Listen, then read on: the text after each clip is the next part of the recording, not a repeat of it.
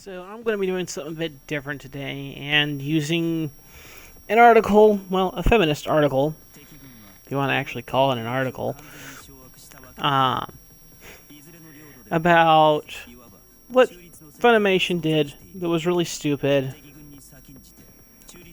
and the dumbass apology they put out there for absolutely no reason. For a little bit of context, this was all basically a PR stunt. When they were talking about yaoi and anime, and well, it got. Anyways, feminists basically got into it, and you can kind of figure out what happened. They complained a bit. Spoiled everybody's fun, and then forced Funimation to offer an apology. One of the stupidest things ever. But I'm going to go ahead and talk about it, because it's about the only relevant stuff that's going on right this minute. And even then, it's still a couple days old. But, of course, it does bring up some interesting issues with how these people just want to throw a wrench in everything. Well, let's get into it. Last week, Funimation started a new marketing campaign for yaoi anime Sekaiichi Hatsukoi by asking BL fans and their staff to talk about Fujoshi life mishaps. Well, that seems kind of normal. Everybody has mishaps with whatever. I don't see what their other problem is there, but okay. And let's see. Well, let's go ahead and read some of these quotes. After my senior year of college, I binged all of Sekaiichi Hatsukoi and Junjo Romantica. Romantica.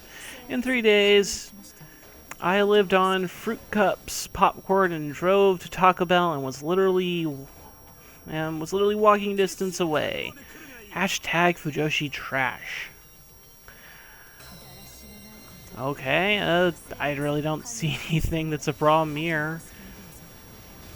Kind of making fun of themselves, if anything. Nothing really to get upset with. Let's see, next. I used my husband's iPad to catch up on some BL manga. Unfortunately, the site I used wasn't very wholesome, and when he accidentally opened the tab at work, it was instantly blocked and reported to security. I can't use his iPad anymore. Well, that's a pretty funny story, to be absolutely honest. Again, what the fuck is the problem with this? There's nothing wrong with this. This is silly stuff. Why are they complaining? I mean, come on. When you use the Wi-Fi at some company for work, yeah, and you accidentally open up something like that, it happens. And I'm guessing there was probably some gay porn ads on there, and he got in trouble for that, because you're not usually supposed to do personal stuff. Honestly, should have used different profiles, but anyways, let's get back on topic here. The next one, last one. When I was 16, I wanted to buy my first BL manga. It was, but it was marked for 18 plus only. I convinced my mom to buy it by claiming it was marked mature for violence. Well, that sounds an awful lot like just some teenager talking their parent into something. Again, nothing wrong with this. There's nothing wrong with it. A lot of times, parents don't want to let their kids have 18+ stuff if they're not actually 18, and so they just don't let them have it. It wouldn't really matter. I mean, it could have been a bloody porn manga that they didn't want to get their kid, and it would have been the same deal. So what the hell's the problem with it if it's just, yaoi? Seriously, people. Anyways, the article actually continues. LGBTQ plus fans objected, and Funimation ended the campaign, offering a sincere apology, which was the stupidest fucking thing ever. In an industry where, as we have already discussed, it is easy to sidestep or defer accountability. Funimation choosing to take a public stance in support of their queer customers deserves to be acknowledged. Honestly, it doesn't really matter. I don't really care if they're taking a stance for me, I'm straight. So who cares if they take a stance in support of a demographic customer base? The only thing they should be in support of is, honestly, for anime fans. Really, people. So, the article continues. However, this is complicated. However, this is a complicated issue which stirred up mixed feelings in feminists and allies. Why the fuck do they always have to have allies? On the one hand, and let's see, now we go into bullet points. Yaoi presents a romanticized and commercialized image of queer men for the consumption of straight audiences. Funimation were, from the most cynical perspective, leveraging the image for profit. Well, in certain perspectives, yes, they were leveraging yaoi for profit. That's kind of obvious, but honestly, for me, I generally don't watch yaoi because it makes me uncomfortable. I don't really like seeing dudes kissing. I don't have a problem if they do it. I just don't like watching it. That's my thing. I find it a little off-putting. The opposite of arousing, essentially. Let's see. A Fujoshi life hashtag implies only women were asked about this, whether true or not, appearing to invite only women to talk about their experiences of text featuring exclusively queer male characters is not a good look. Come on.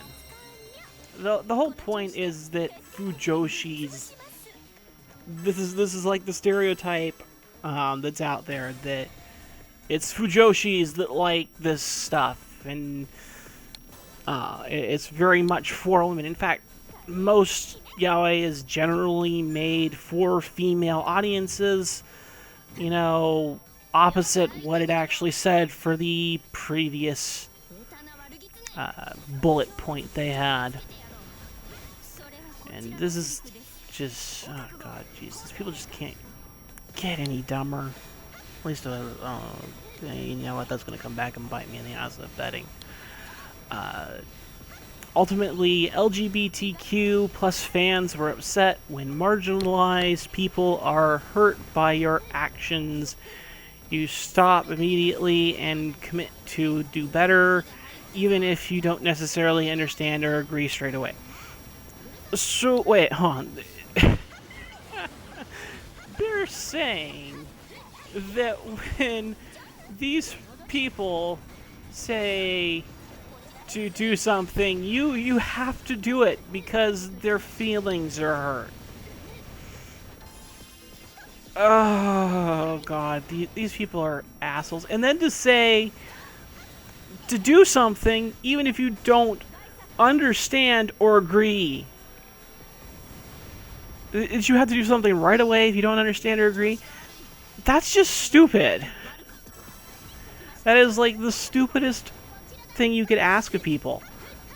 God, these people are so dumb. God. Honestly, when you think that you hit a low, the next thing you see, you obviously realize you hit something lower. Man, forcing you don't force people to do anything that they don't want to do. And not a company, you know, or anything. God. This is one of the things I absolutely hate about feminism.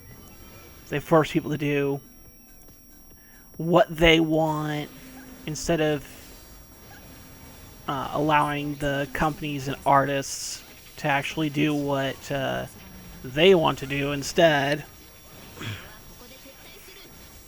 God. Just so stupid. Anyways, then they go, of course, on the other hand, women's hobbies and interests are often sidelined and overlooked, while marketing campaigns targeting straight men who like cute anime girls have been completely accepted for some time. It's hard to imagine a similar outcry for otaku life hashtag featuring anecdotes identical to those above. Well, yeah, there wouldn't be an outcry because, you know, most men really don't care, honestly. If there's some funny story, most men generally laugh. But then, of course, you guys are probably going to be out crying because there's cute anime girls, and I know that you guys on your site actually have a Moe is misogynistic article. So don't go pulling out that kind of crap. I know that is such a bloody fucking lie. God.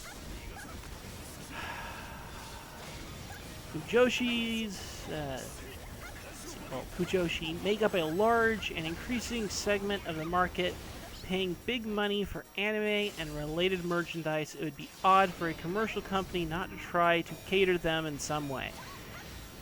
Yeah, in some ways, yes. Although, honestly, they're just otaku like everybody else. But Fujoshi is a stereotype of female otaku. So, honestly, yes, appealing to women for something that does have an appeal to women is not a bad thing. I'm not going to disagree with them on that. You know, this is so stupid. The antidote share I cannot at all talk for shit today. The anecdotes shared are more focused on self-deprecating Fujoshi than on fetishizing queer men. Well, it's not even about self-deprecating on Fujoshi, it's more about these people talking about their stupid stories that they had while watching or getting different kinds of yaoi. Who the fuck cares? And fetishizing it? Hello? Do you know what yaoi is for?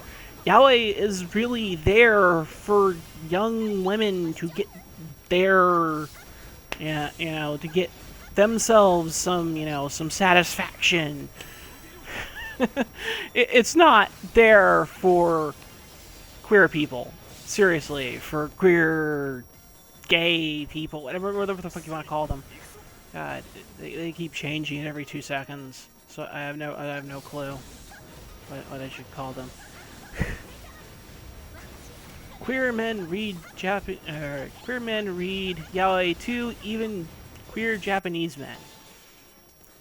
Yeah, so if they want to get their rocks off to it, that's fine. I don't really care. Seriously, we've kind of known this for a long time.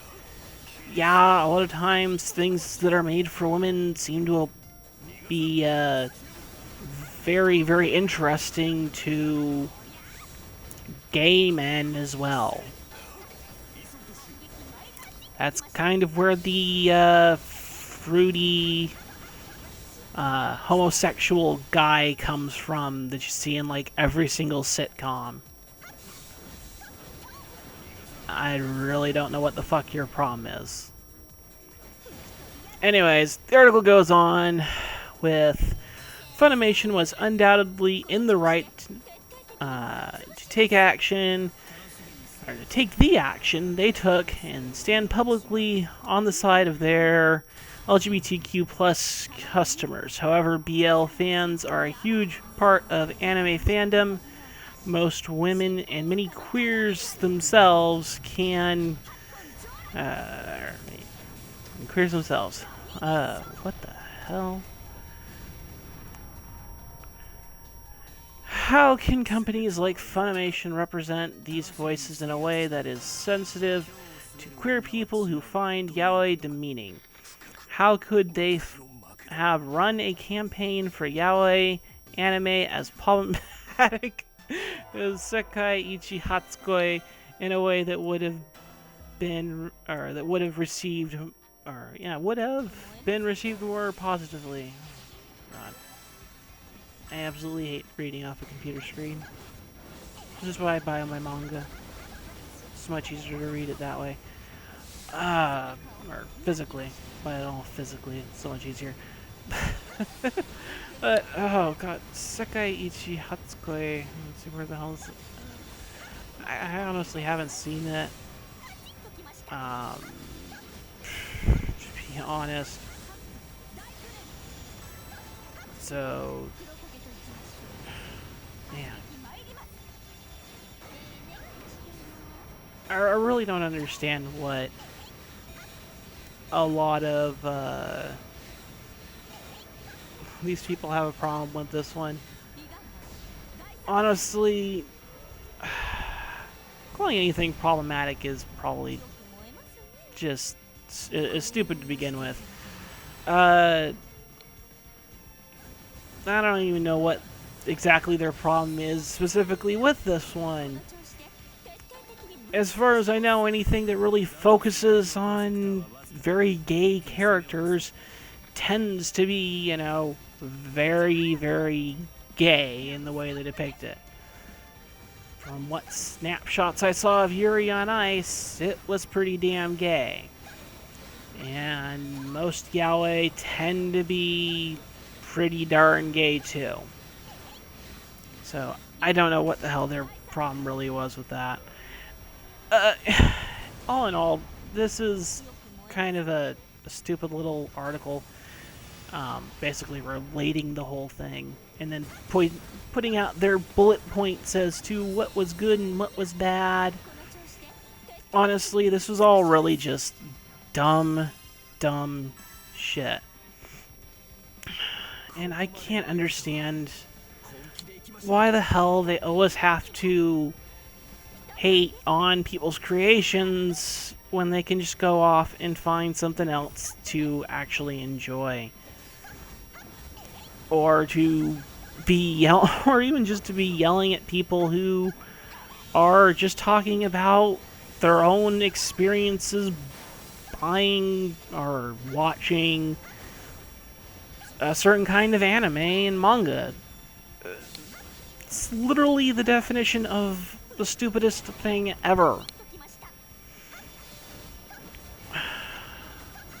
Anyways, this whole thing is stupid. They're a bunch of butthurt babies over what are a few personal stories the people had and decided to share. If anybody actually decides to watch this, then just to let you know, I really don't have anything against anime in general, but I think they need to stop talking out of their ass and start just actually watching anime instead. Because they'll realize that, it's just how it is. And wasn't, there's something about intersectionality that actually meant that white women aren't supposed to talk about people of color, as they call it, and Japanese are people of color, and this is their stuff. God. Anyways. And there are a lot of Japanese staff at Funimation.